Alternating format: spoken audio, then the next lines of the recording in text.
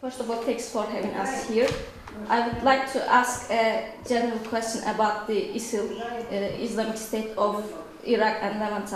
When they formed and what did they do so far?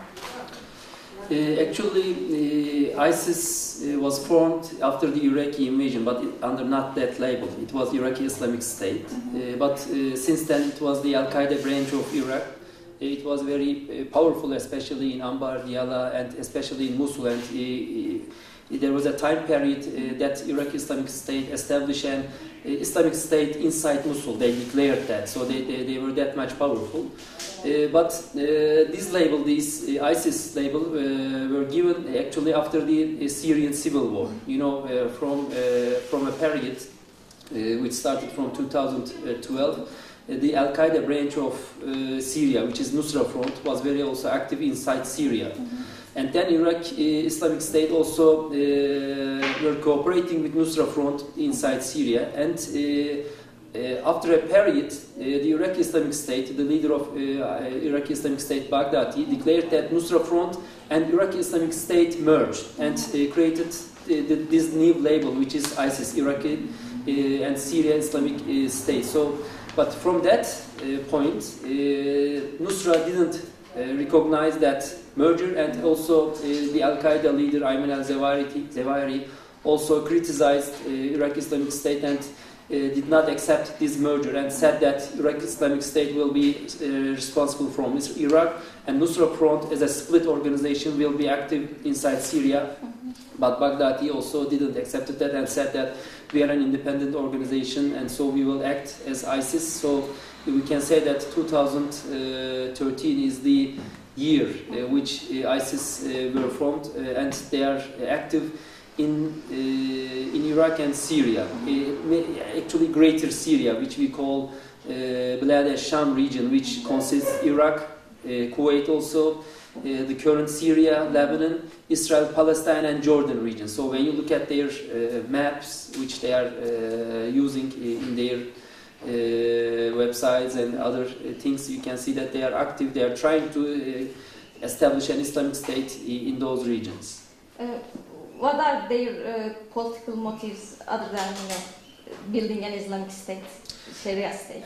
Actually, this is the ultimate goal. Actually, you know, the Al-Qaeda, the jihadists. Actually, not only Al-Qaeda were after 9/11, they were doing some terrorist attacks in Western countries and also some Middle Eastern countries, but to Western targets or Jewish targets. Even Turkey, you know, had an experience in that. You know, in Istanbul there was an Al-Qaeda attack. So they were never trying to control a region. But after Syria war, the Syrian civil war, we are living in an era, a period that these jihadist movements are not doing terrorist attacks only, but they are also trying to establish their own state and also control a region.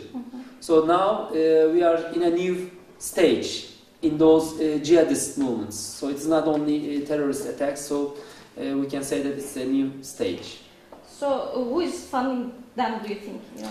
I mean, I think it is really hard to say who is behind ISIS, but there are a lot of claims that mainly Gulf region, Gulf countries are the main sponsor of those organizations, but it is not a state policy actually. We cannot say that because, for example, Saudi Arabia declared ISIS Nusra Front as a terrorist organization, but some funding might be coming from some charities, some civil society organizations, but nobody knows the real funding. But besides, ISIS has its own resources, especially in Syria. They control border gates, border crossings. Some oil-rich regions are under ISIS control. So they have their own resources. And besides, they are very attractive for international jihadists all over the world, from US, Australia, European Union countries, Central Asia, Russia, Caucasus, even Turkey. From Turkey, there are a lot of fighters who are trying to be a part of those groups, so it's very attractive.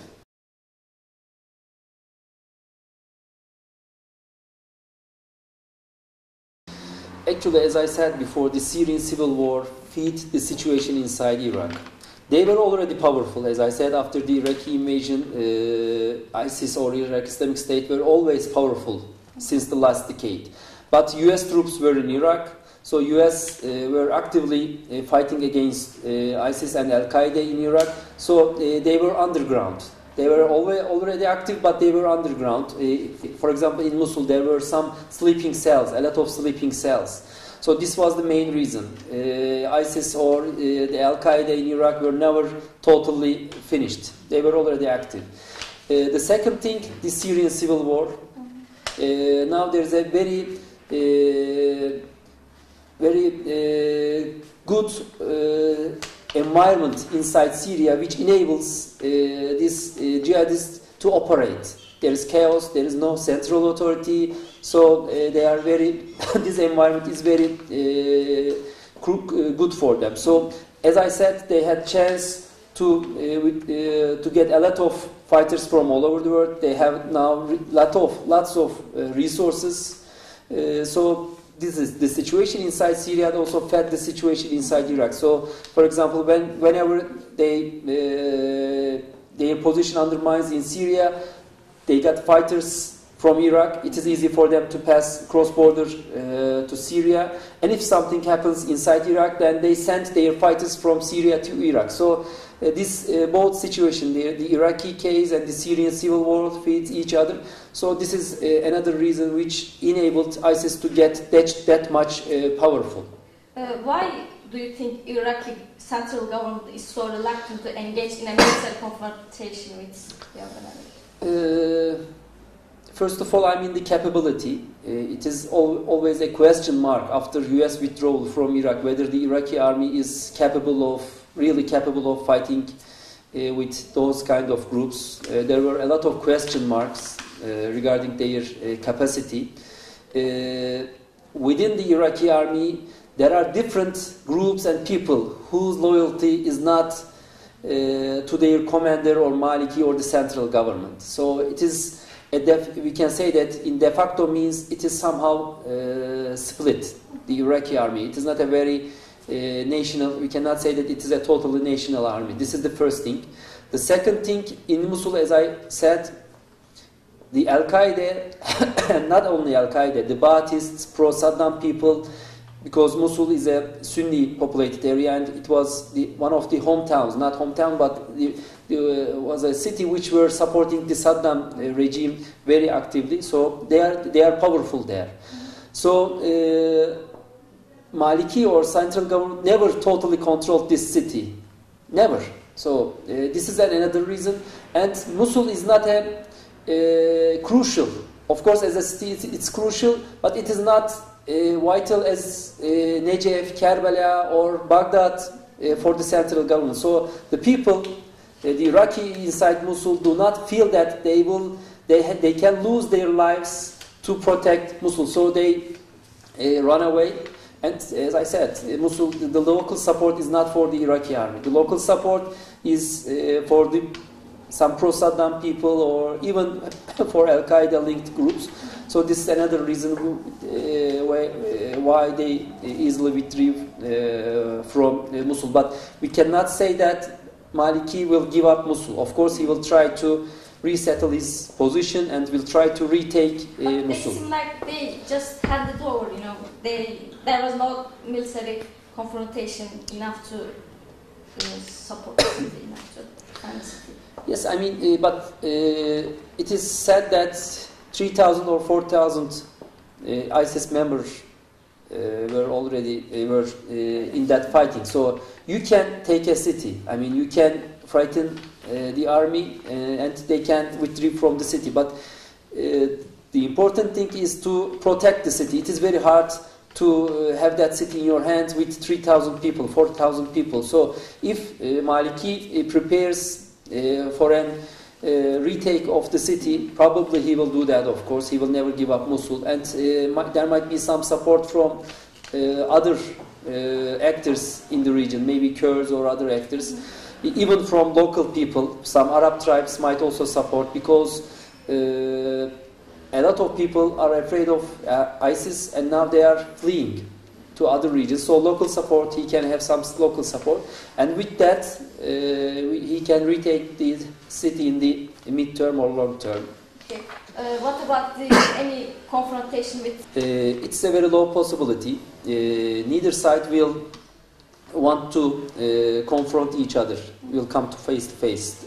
Each side do not want that. From Kurdish point of view, they will bring in those areas. These are crucial for them, and they will try to strengthen their position in those areas. And they might send their Peshmerga forces to those regions, but they will not go further and come and confront with ISIS, because this will threaten their stability, the Kurdish region's stability. They might face counter-attacks, they might face some terrorist attacks inside Kurdish region. So this will undermine the stability, and if there will be no stability, there will be no oil producing, no oil export, no trade, no economy, and everything that they have gained since the last decade, they might lose. Yes. Okay. About yesterday's kidnapping of Turkish diplomats in Mosul, what kind of political game do they expect from this move? Is it a random act, or do they have a specific agenda? I don't think they have a specific agenda. First of all, we should know that Turkish consulate is the only diplomatic mission inside Mosul. No other country has any diplomatic mission in Turkey. So it is not a direct act against Turkey, actually. Because it is the only diplomatic mission. If there will be probably France or any other country's consulate in Mosul, probably those consulates will be also, and the diplomats will be captured by ISIS. This is the first thing. So I believe this is not a direct move against the Turks or the Turkish consulate. This is the first thing. But of course, they might try to use it as a random act. They might demand something from Turkey for releasing those people. There might be a negotiation or bargain process with ISIS. They might demand something not only in Iraq but from Syria, because Syria is also very crucial for them, and Turkey is very active, on the Syria field. They need border regions, so they might try to use this thing as an opportunity to strengthen their position inside Syria. Regarding the incident, Ahmet Davutoğlu said that Turkey will retaliate with severity if the citizens are harmed. Can we interpret this as a signal of a possible military intervention? At the first point, I don't believe Turkey will use military option. Turkey will try to solve that problem from negotiations and some different channels, via different channels, probably from Syria. This is not, but probably, of course, the military option probably is on the table. They will consider it, because every scenario, I think, is considered. But a military operation has a lot of difficulties. Even as we told, the Iraqi army is not there. There's no security. So there should be a special military operation inside Mosul, and there are a lot of risks for such kind of an operation. Even you do that, you might lose your diplomats there. So, and also there are other risks which you can face with some ISIS retaliation inside Turkey, some terrorist attacks. So a lot of negative implications are on the table. So I think first thing that Turkish government will try to is to solve this problem from negotiations. And this is my personal analysis, and actually I hope, and I don't believe that the ISIS will do something bad to the Turkish diplomats.